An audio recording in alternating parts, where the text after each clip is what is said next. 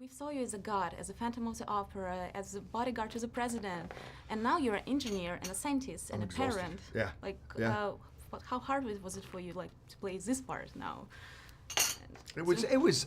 What was harder, to be a parent or to be, like, you know? Well, I've been a scientist? parent in a few things. No, I love being a parent. I love being a parent, especially when the kid you're working with is a good actor. And this kid kind of blew me off the stage. I mean, she was amazing. And then you're doing these scenes and you literally feel like you are a parent. I'm like, this girl's like my daughter, and I'm really leaving, and she's heartbroken, and she's my best friend, and I really want her to be happy, but I don't quite know how to do it. And it's very touching, you know, when you live in those scenes and you're really on this location, and you know, you have your RV in the back, and you feel like you're tinkering around like a scientist, and she's learning from you.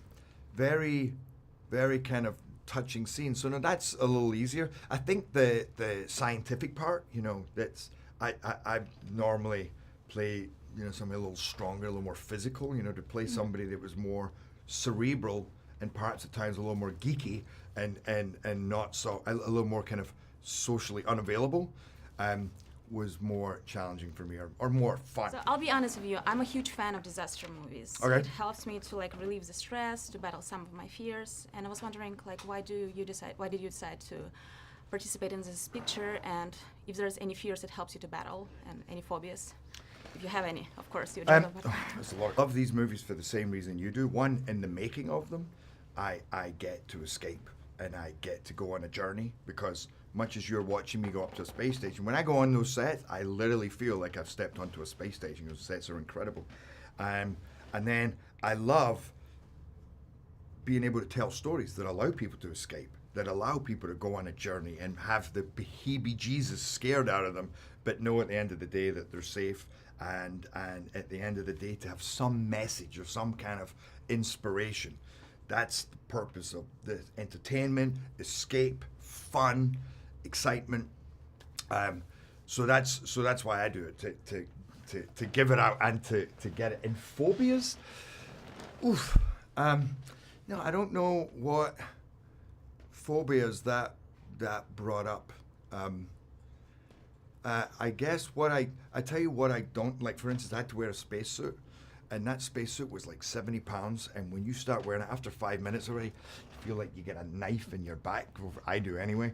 And you have it on heavy. You're always, even when you sit, the battery pack's still pulling you back.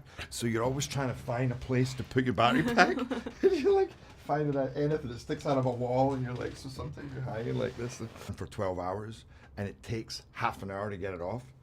And sometimes you're like, okay, I gotta get out of this. And you know that even if you go, okay, get me out, it's still going to take a long time. So something, then when you have the helmet on, sometimes you can feel a little bit trapped, you know, when it's just, and it's not like, I don't mind wearing a helmet on my head, but when you have the whole thing and it's there for hours, there are moments when you start to go, get me out of this, because this is miserable.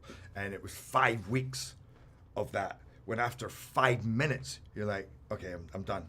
And you go, this is the first 5 minutes of 5 weeks of wearing this bloody space. I was wondering, do you think we have to, like, humans have to interfere with Mother Nature and, you know, like, fix some things that Mother Nature have done? Or do you think we have to, like, just be in a harmony? Harmony.